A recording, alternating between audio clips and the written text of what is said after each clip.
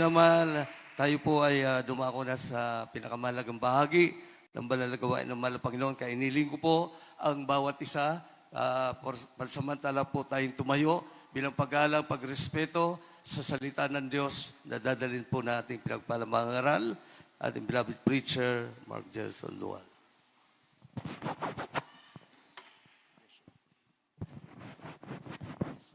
Praise the Lord. God bless you po, beloved preacher, Brother Noel. Tayo po'y manalangin, mga minamahal. Hallelujah. Hallelujah, hallelujah, hallelujah, hallelujah. Dakila't mapagpala naming Ama Diyos na makapangyarihan sa lahat. Aming pinakamamahal na Panginoong Jesucristo. Sa mga unang bunga ng panalangin ng aming mahal na Pastor Valdez Almeida. Maraming salamat, mahal na Panginoon. Sa paglangis mo po sa bawat yugto ng aming pagsamba sa iyo, sa magdamag na ito, mahal na Panginoon. Maraming pong salamat na yung tinanggap aming mga pagpupurit, pagsamba. Malinaw nakaabot sa langit ang aming mga panalangin, mga hinaing, mahal na Panginoon. Malinaw mong napakinggan. Maraming pong salamat. Higit o Diyos, sa iyong napakatamis at banal na presensya, lagi mong ibinubuhos sa aming kalagitnaan. Na kung ito'y walang saysay ang aming pagsamba o Diyos. Marami pong salamat, mahal na Panginoon. At sa pagkakataong ito, sa aming pakikinig at pag-aaral lang yung mga banal na salita. Minsanan pa, patawarin mo po kami sa lahat ng aming mga pagkukulang at pagkakasala sa iyo. Dalangin namin, O Diyos, pagpalain mo po kami muli sa pamamagitan po ng iyong mga banal na salita. Sa ganas ang akin, wala akong magagawa. Sa iyo lamang ako maasa. At aming sinasaway, lahat ng gawa ng kaaway, demons of hindrances, demons of unbeliefs and doubts, demons of distraction. Cast out in the name of Jesus. In the mighty name of Jesus. Amen and amen. Praise the Lord. Purihin po ang ating mahal na Panginoon, mga minamahal. Makabalik po tayo sa ating mga upuan. Bago tayo magpatuloy, we want to give the highest praise, glory, and honor, thanksgiving, and majesty to our loving God and Savior, our dearest Jesus Christ, the King of Kings, the Lord of Lords, the Alpha and Omega, the soon and coming King, the everlasting Father, the Almighty God. Praise the Lord.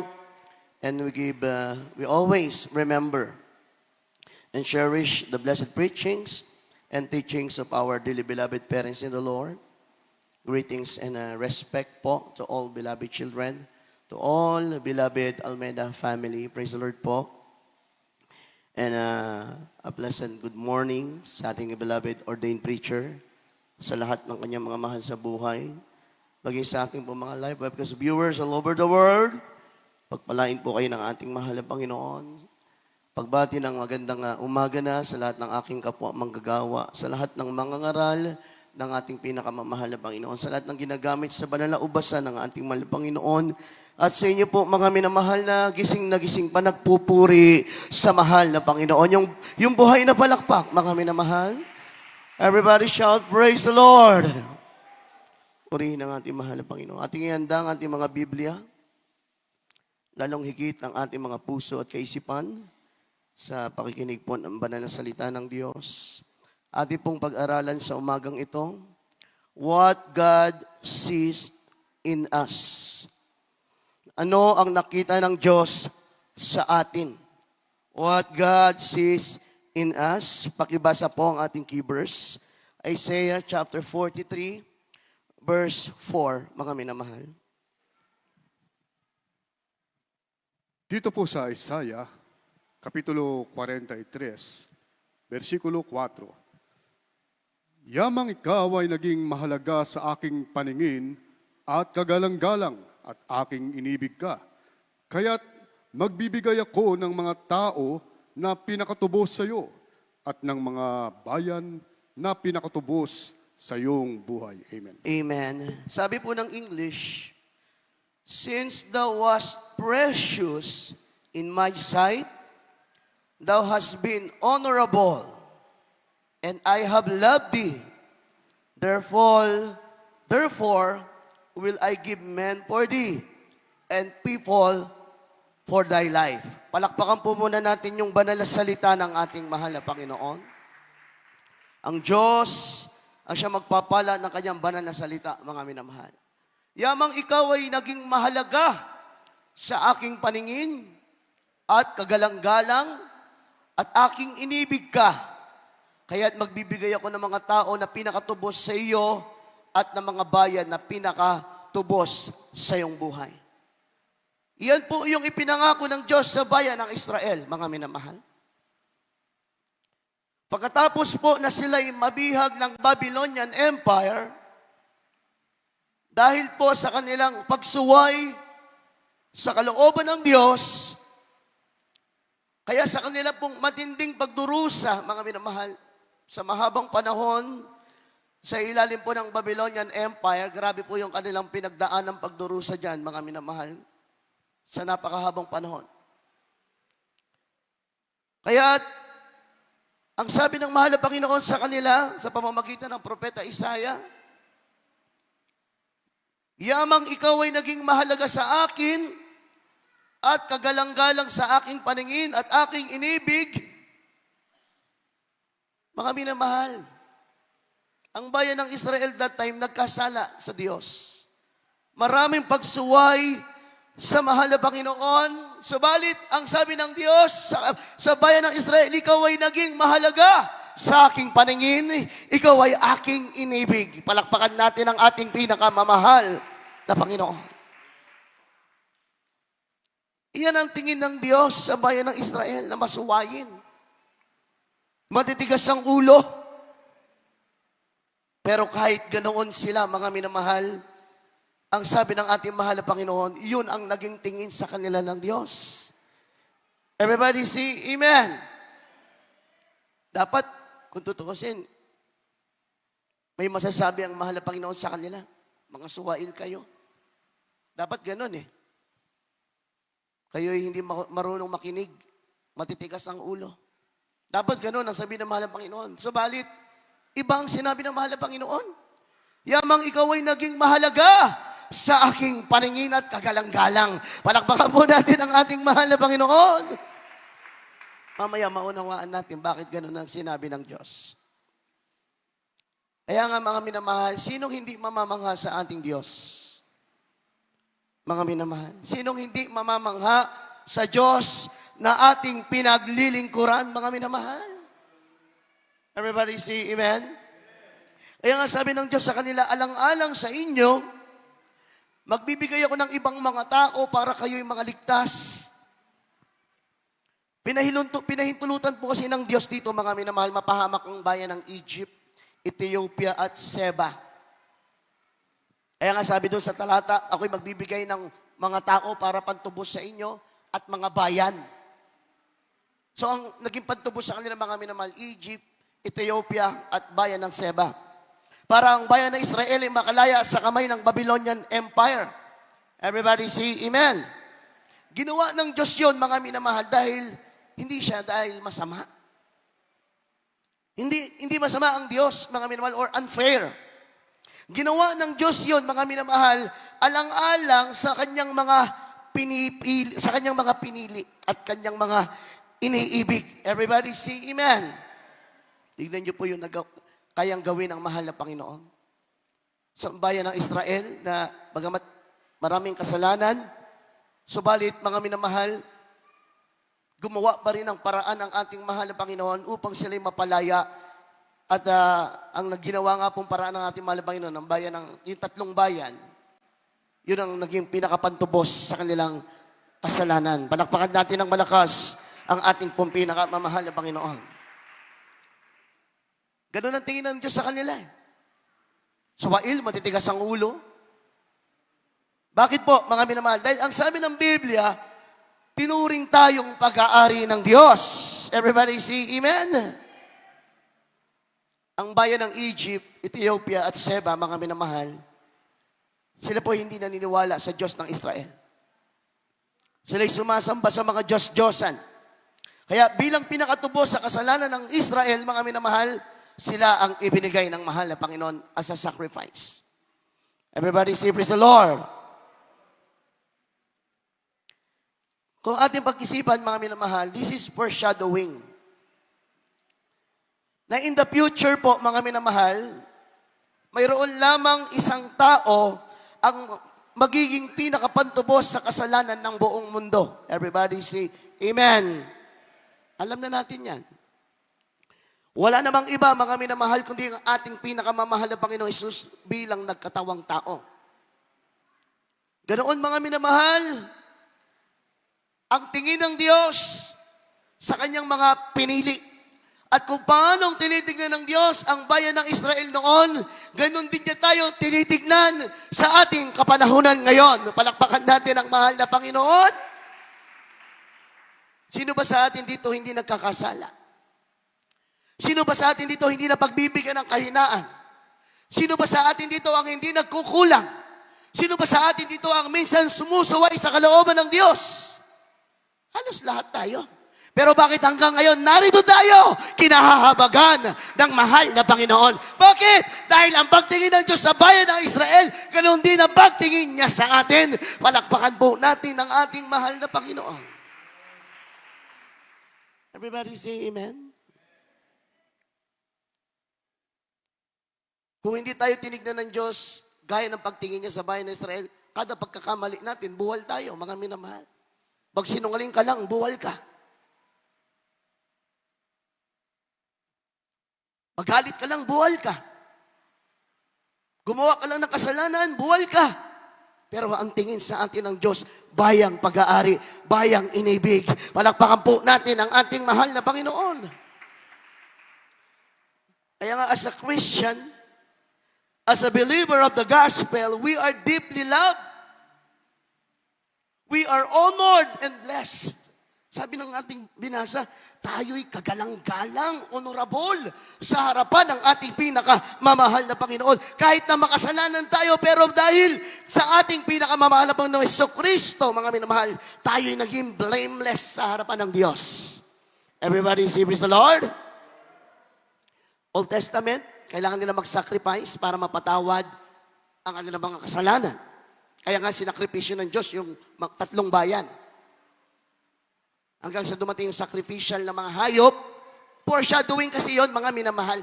Na walang ibang magiging sakripisyo, mga minamahal, sa ating panahon, mga minamahal, dito sa panahon ng biyaya, ang ating pinakamamahal na Panginoon Jesucristo ang magiging sakripisyo. Palakpakan po natin ang ating pinakamamahal na Panginoon.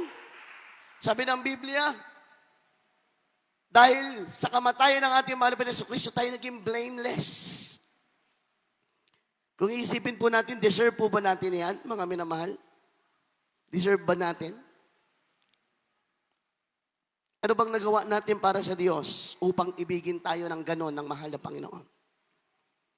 Anong sakripisyo po ang nagawa natin para tubusin tayo sa kasalanan natin, mga minamahal? At hindi isang anghel ang ipinantubos ng Diyos, ng mahal na Panginoon.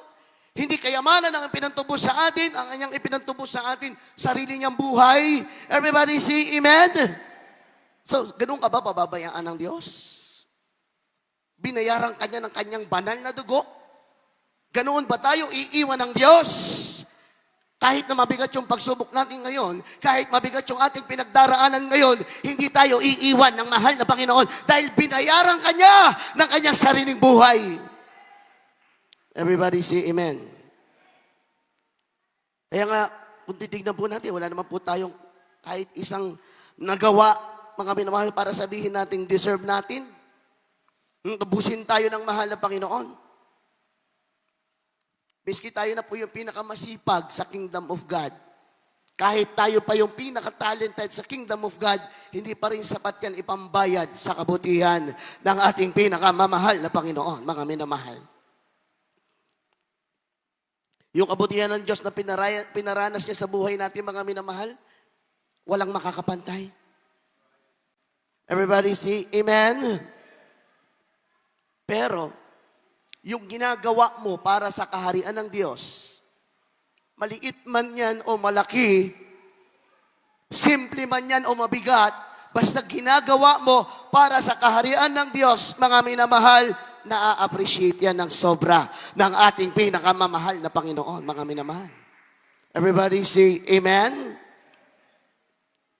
Kaya nga, ginagawa natin yan. Yung ating pagsasakripisyo sa banal na gawain, yung ating pagsunod sa kalooban ng Diyos, yung ating pagpapagal para sa banal na gawain ng Diyos, ginagawa natin yan dahil sa sobra nating pasasalamat sa mahal na Panginoon. Everybody say amen. Kasi hindi naman tayo makabayad sa Diyos eh. So, ang gagawin natin, kaya tayo gumagawa ng mga mabubuting bagay para sa banal na gawain ng Diyos dahil sa ating sobrang pasasalamat. Palakpakan po natin ang ating mahal na Panginoon.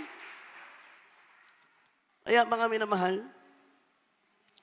isa yan sa nakita ng Diyos sa atin kung bakit tayo pinili at minahal ng ating pong pinakamamahal na Panginoon. Everybody say, Amen.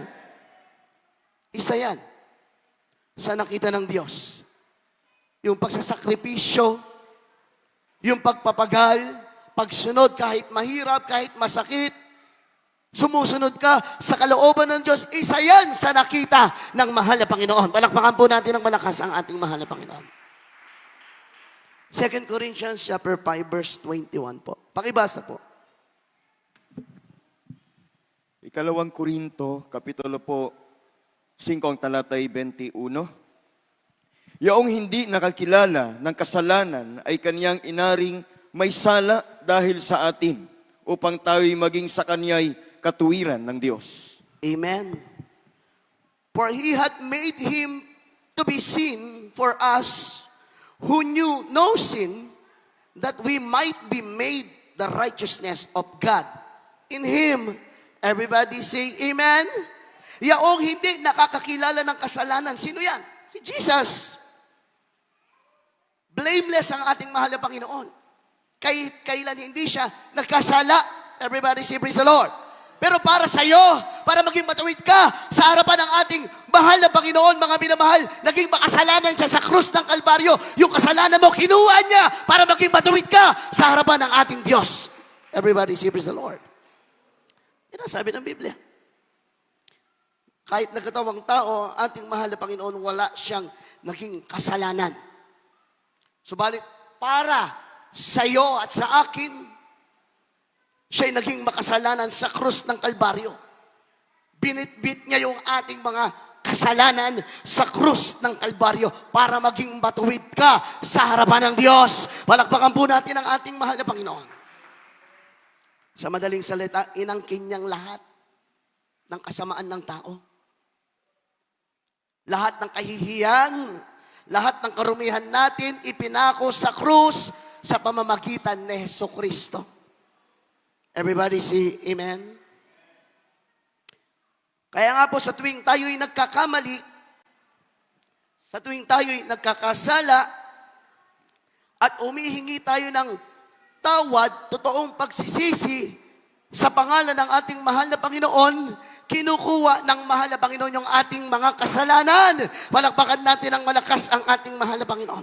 Inaalis niya sa atin. Everybody say Amen.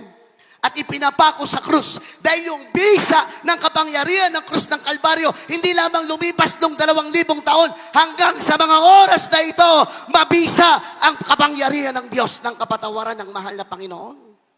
Everybody say Amen. Ganyan tayo tinitignan ng Diyos.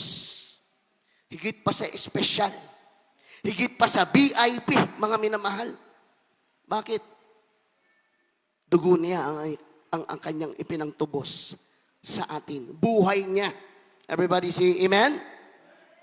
Kaya walang makakagawa sa ginawa ng mahal na Panginoon sa krus ng Kalbaryo. Kahit siya'y napakamatuwid, tinanggap niyang sabihin siya'y makasalanan para yung katwiran ng Diyos ay maibigay sa atin. Palakpakan po natin ang ating mahal na Panginoon. Doon sa mga sumampalataya. Doon sa mga naniwala sa gospel, sa salita ng Diyos. Kaya kung pag-iisipan natin mabuti tayong mga Kristiyano, hindi lamang po tayo pinatawad ng mahal na Panginoon. Hindi lamang tayo pinatawad ng Diyos. Ano bang ginawa ng ating mahal na Panginoon sa atin? Ginawa pa tayong matuwid. Palakpakan natin ang ating mahal na Panginoon. Everybody say Amen. Kung tutuusin